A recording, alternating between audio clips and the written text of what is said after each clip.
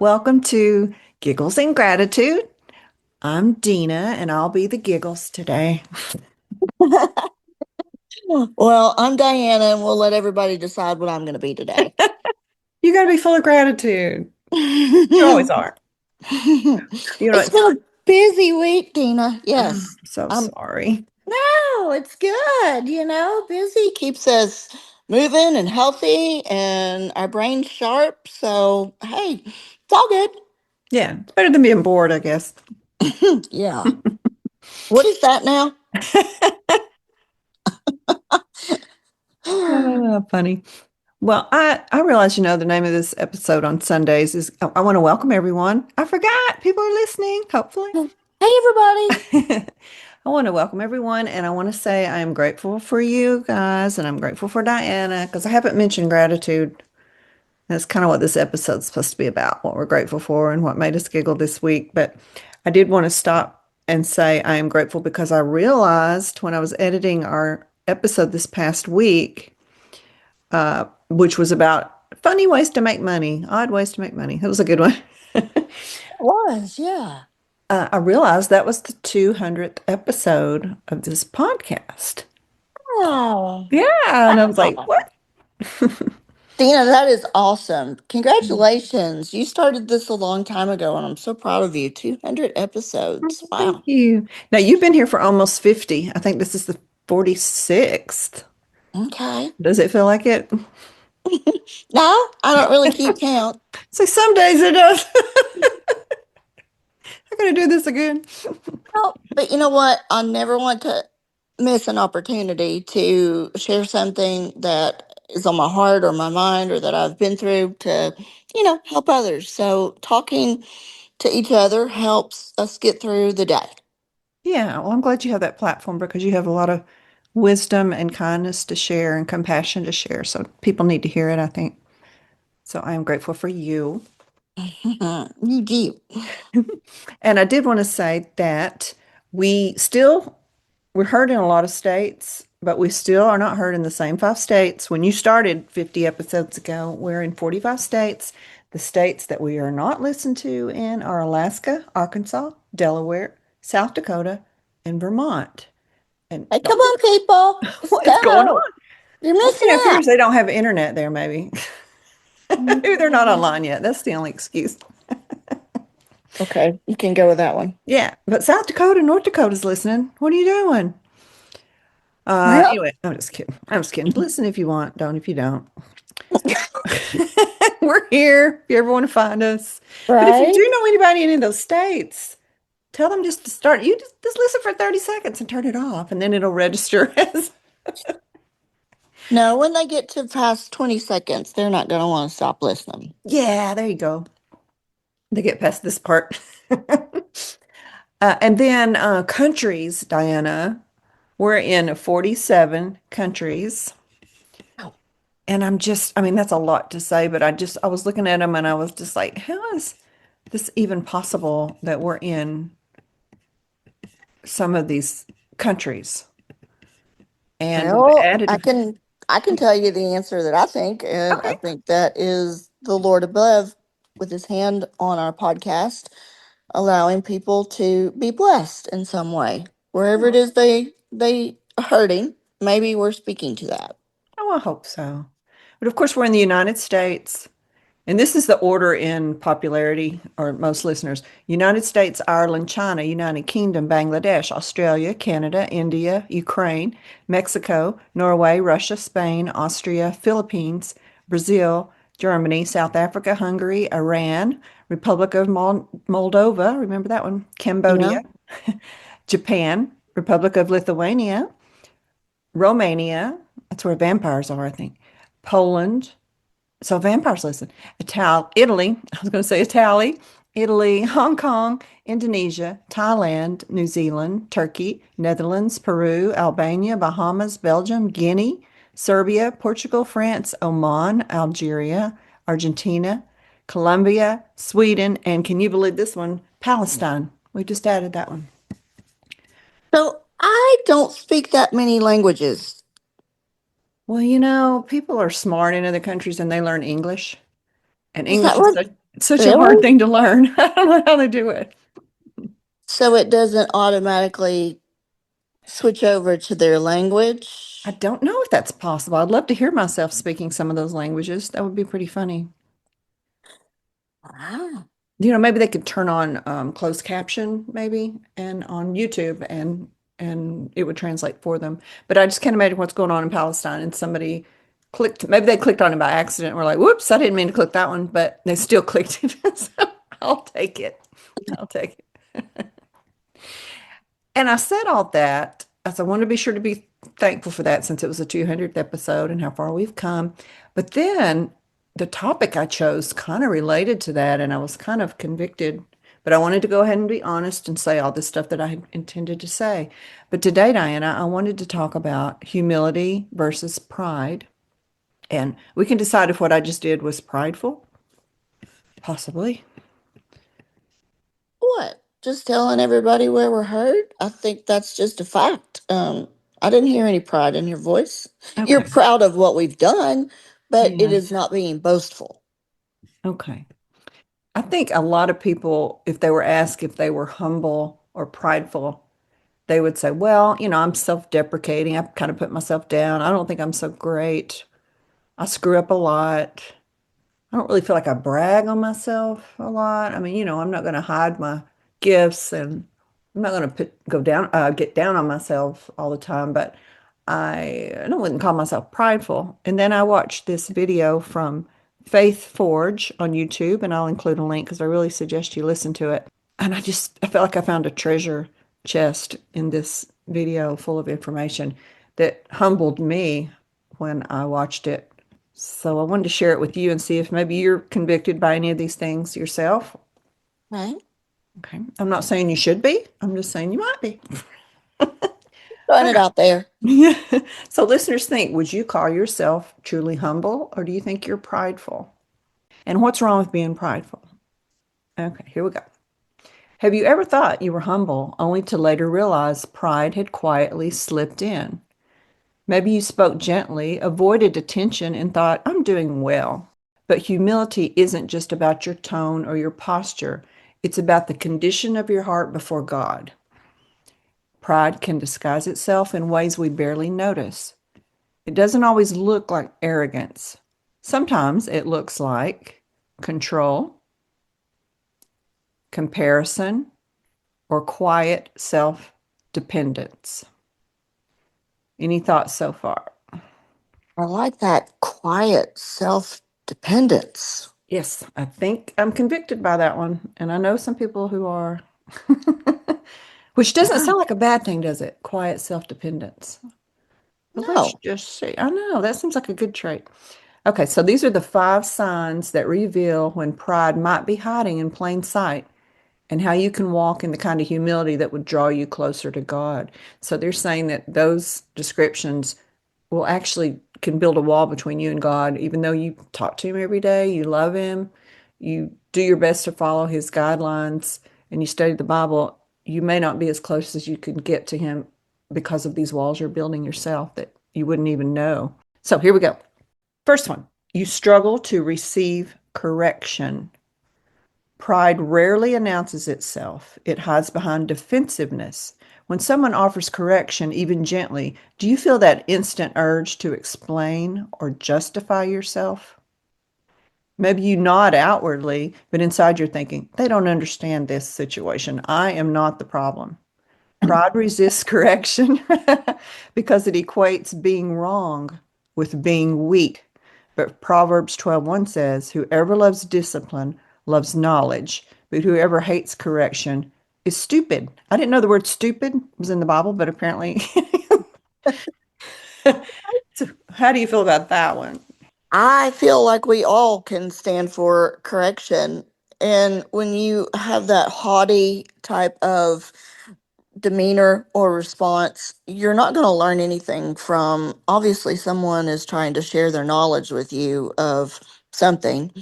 And I like to sit back and recognize a different way to do it or see it through a different set of eyes. Hmm. Um it also depends on the person who is bringing this information to you and how they present it. For example, if you are doing something and I come in and I tell you, why are you being so stupid? Why are you doing it this way? Do it this way. Here, let me have that. Yeah. As opposed to, hey, have you ever thought about doing it this way and then explain an alternative, kind of thought process? So, being a nurse, I always remember, especially when I worked in ICU, I would always go to the doctors and make sure that I understood exactly what was happening with the patient. And was there something that I should have saw that I didn't see? And they were very welcoming of that type of attitude of I wanted to learn, I wanted to absorb, I wanted to know everything that all of them knew so that I would not miss something on a patient. So I do think it's how we put ourselves into the category of just because we don't know something does not mean we are stupid. We are ignorant of it, and ignorance can also mean you ignore it. Because when we ignore something, we are not enabling ourselves to grow in different ways. I think someone could say, this is the way I've always been doing it, and you're not going to tell me how to do it. I would call that stubbornness, and I've been guilty of that probably. But remember that correction isn't rejection, it's protection. So I think it depends on who, if you respect the person, you feel like they have more knowledge than you do in that situation. Uh, Right. but I think we could all, after hearing this, we could all stop and the person is, you take it as criticism, but you sit back and think, hmm. I mean, I know you were in a situation that you had to sit back and think about it. Did I Yeah. do that? Maybe you're good at that. You're good at saying, okay, hold on. Let me stop and think. Give me some quiet time and let me figure out and digest everything you're saying here. You don't just Right. put your hand up and say, get away. Don't talk to me like that. Yeah. So, God uses feedback, even uncomfortable words from others, to shape you into the image of Christ. So, if the person correcting you is somebody that you feel like is walking well with Christ and you even admire their walk, then stop and listen and digest it, I think. A humble heart pauses before reacting. It asks, Lord, is there truth in what they're saying? Instead of defending, it listens. The more teachable you become, the stronger you grow. When you stop fighting correction and start receiving it, peace replaces that pride. So that's an unexpected place where you're being prideful. It's unexpected to me. Yeah. But you get a blessing out of it at the end if you're willing to kind of cool your jets a little bit. Yeah. Yeah, exactly. God doesn't correct to embarrass you, He corrects to elevate you, which is what you just said, basically. Every time you receive truth with grace, you give Him permission to refine your heart. I just think that's so pretty. I was going to say, wow, that really moves me. I like that. Yeah. Sign two, you compare yourself to others. Comparison is pride, which I never thought about. Comparison is pride wearing a disguise. It Mm, whispers, you're doing better than them, or you'll never catch up with them.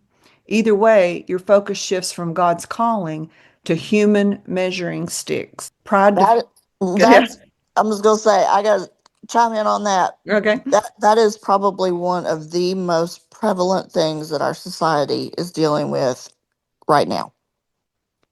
Because you're exposed to so many people and what they're doing, and they put their best foot on social media. Mhm. Absolutely. You're like, I didn't have that much fun this weekend. My house doesn't look that clean. How's her house always clean like that? Pride feeds on comparison because it wants control over worth. I gotta think about that. Pride feeds on comparison because it wants control over worth. It needs to know it's ahead or it despairs when it feels behind. But Galatians 6:4 says each one should test their own actions. Then they can take pride in themselves alone without comparing themselves to someone else. The more you compare, the more you lose sight of what God uniquely placed in your hands. Yeah. And I think she's beautiful, and I have nothing negative to say. But I'm not Kim Kardashian, and I never will be. That is a futile use of my energy, and I wish a lot of our young girls would listen to this and understand that, you know, what they have to offer is so unique to this world, and be happy in your body and recognize you're not perfect, but you are never going to be able to compare yourself to other people and come out on the positive end of that. We are our own worst enemies when it comes to that. Yeah. And that's actually pride. You know, if you think of yourself that, oh, you may think, no, I'm very humble because I know I'm not pretty. I know I'm not this or that. That's actually pride. Hmm. That's which is interesting. When you stop comparing, you make room for gratitude. You start celebrating others instead of competing with them. That's what you just did. You celebrated Kim Kardashian. You weren't meant to be Kim Kardashian. She wasn't meant to be you. So you could celebrate her. You're not jealous of her. No, You know, no, not at all. yeah. Humility recognizes that every believer runs a different race, but we're all on the same team. The, the next time you're tempted to measure your progress by someone else's, stop. Stop!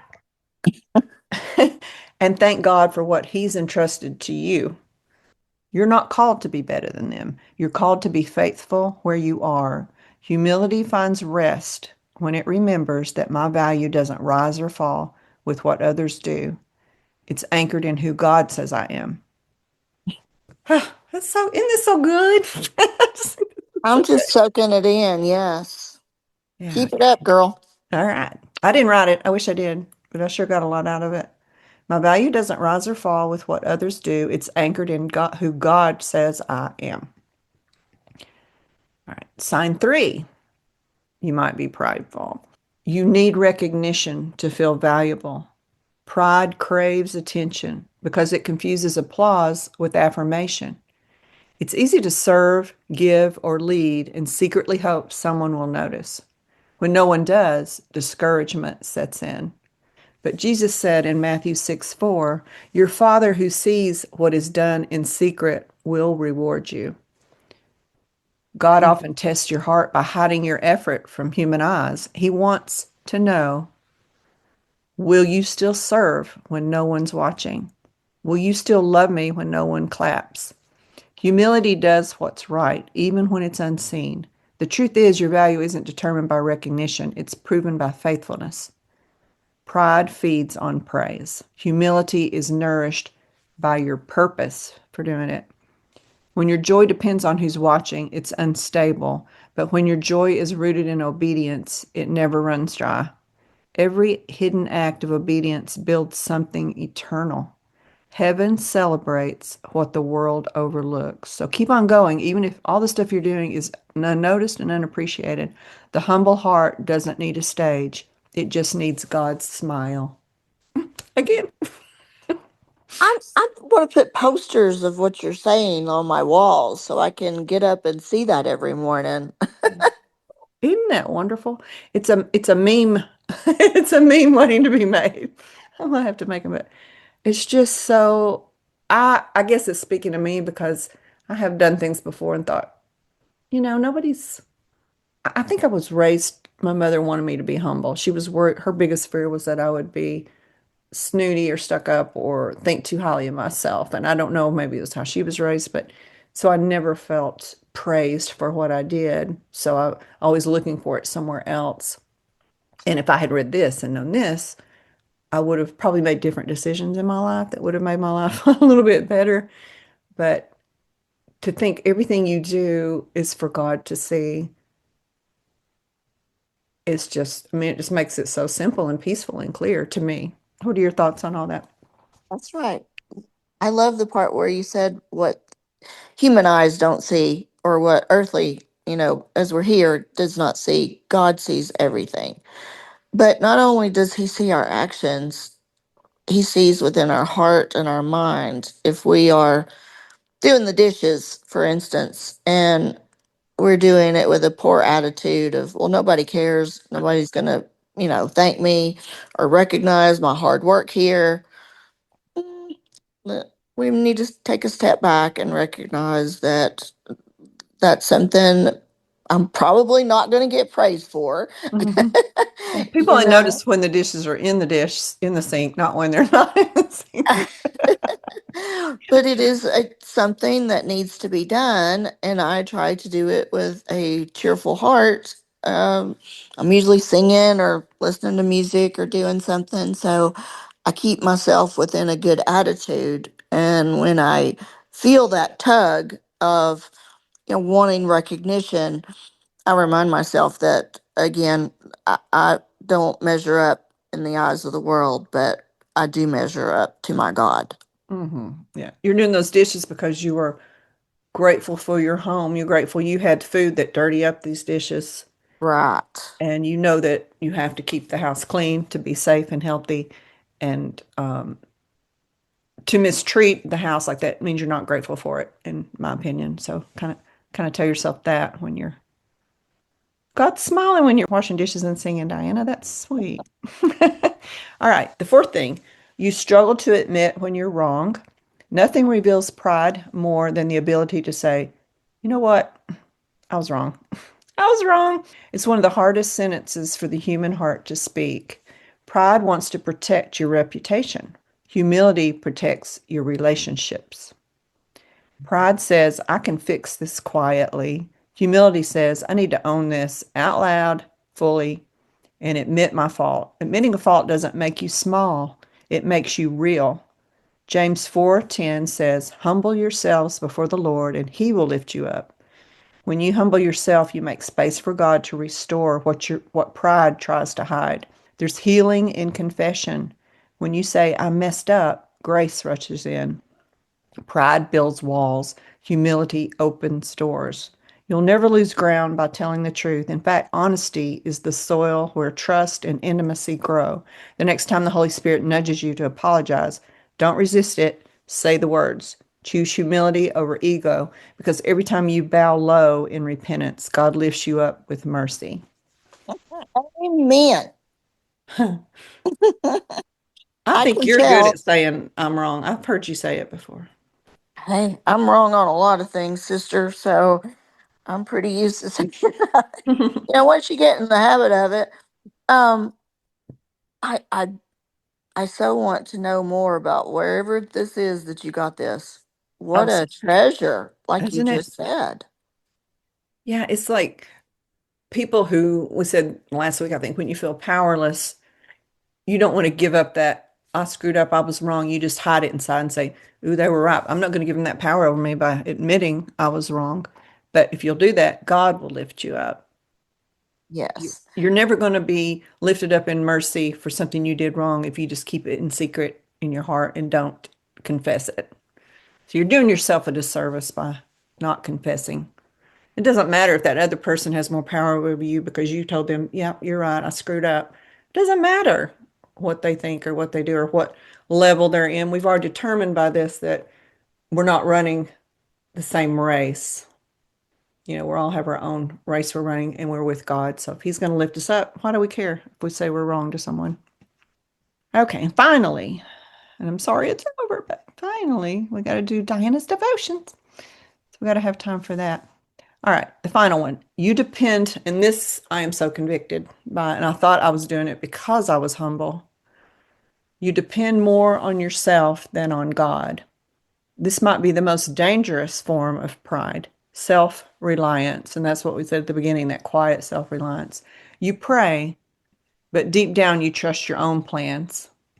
You're like, God, help me through this. I already know what I'm going to do, but I'm going to say, help me through this, Lord. Your own timing and your own strength. You do it on your own plans, your own timing, your own strength. Pride says, if I don't make it happen, it's not going to happen. But humility admits, apart from you, Lord, I can do nothing. Jesus said in John 15:5, I am the vine, you are the branches. Apart from me, you can do nothing. When you live disconnected from dependence on God, you've got to depend on Him. Even your success becomes fragile. But when you lean into Him, your life becomes fruitful, not because of effort, but because of the connection with God. Humility isn't laziness, it's surrender. Depending on God doesn't mean you're lazy or weak. You're surrendering to Him. It's saying, God, I will plan, but I trust you to guide me. I'll work, but I'll rely on your strength to work. The humble believer doesn't carry the weight of the world because they've learned to rest it in the one who holds the world. When you truly depend on God, you find peace where anxiety used to live. You realize He doesn't need your performance, He wants your partnership. True humility isn't about thinking less of yourself, because a lot of people are like, nobody ever helped me in life. Everybody's always put me down. I might even have been abused at home. So I am not going to be humble and think less of myself. I'm going to be proud of myself. That's not what it means. Go ahead. I'm sorry. No, I just was laughing at that. That was kind of funny.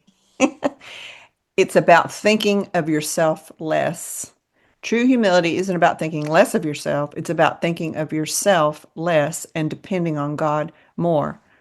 Pride resists correction, but humility learns. Pride compares, but humility celebrates. Pride demands recognition, but humility serves quietly. Pride hides fault, but humility confesses freely. Pride relies on itself, but humility leans on God. Okay, I kind of skipped over. They were summing up what they had said, and I kind of skipped over that last one about, and I think it's the most important one. What I do is I love God, I pray to God, but I don't want to bother Him.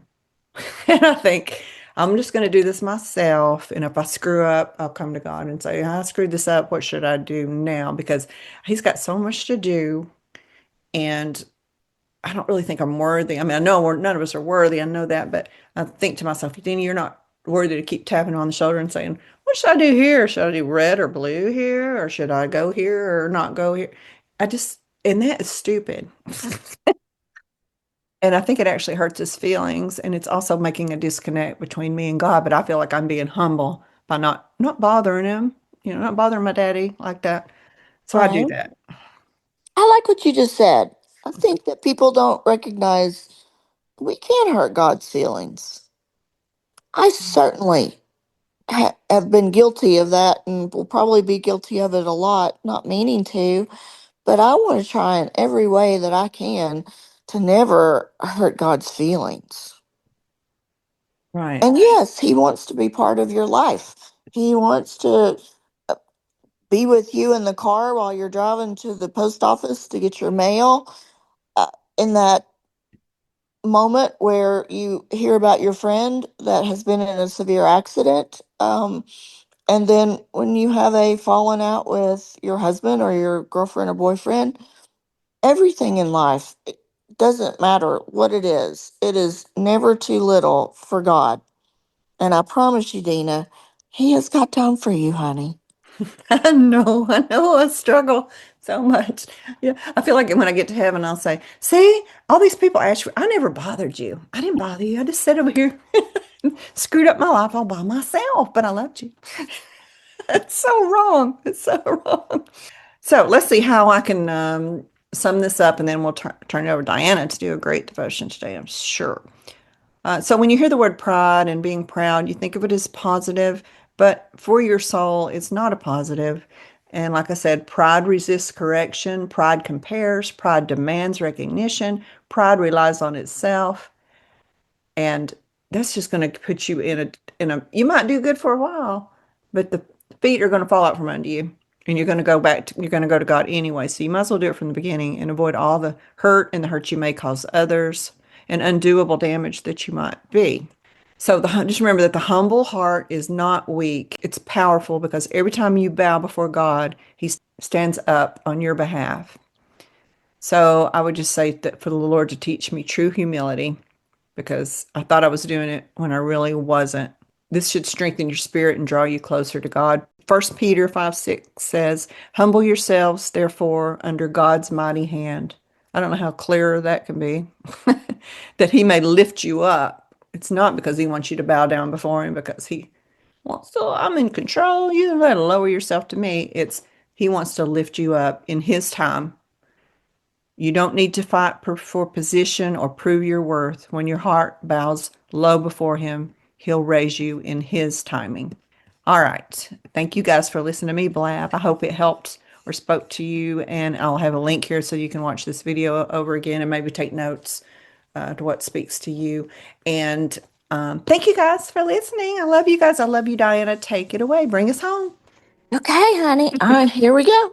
So, this devotional is going to be called More Than Enough. And again, this is so in tune with what Miss Dina has just shared. Yeah. So, the words more than enough, we actually hear that a lot in society anymore, that reassuring, especially young girls, you are enough. You don't have to compare yourself to the Kim Kardashians of the world. But it also speaks in God's word. Um, and He reassures us that we are more than enough. We are more than conquerors. And we are enabled to do everything that He has created us to do. And just let that sit for just a minute. You have everything that you need in order to get to the end of your destiny. It's just a matter of humility so that we can accept words that enable us to be smarter, work things a little bit quicker. That does not mean you are a failure or that you're not enough. I believe that we, as God's children, His daughters and His sons, He has created us to utter perfection. And we are part of His perfect plan right now, not tomorrow, not when you lose weight, not when you find a boyfriend, not when you get married. It is right now. Being in that moment. And although sometimes we do feel lonely, just remember that we are never alone. Our Father, our Daddy, walks beside of us, and He will never, ever abandon us. So listen, go back to what Dina just said, and don't let desperation lead you to destruction. And it is so easy to get swept away in these soap opera like entanglements of this world. But set your sights on, fulfilling the purpose that God has set before you. He has a plan for you, and it will happen in His time and in His way, and not 1 minute before. I'm going to leave you with Jeremiah 29:11, which says, "For I know the plans I have for you, plans to prosper you and not to harm you, plans to give you a hope and give you a future." Thank you for listening. We appreciate your time. We, as always, hold you close in our hearts and hope that God will open your mind and your heart to receive this today, and that it helps you in tomorrow to be a better you. Take care, and we'll see you guys on Thursday. Bye-bye.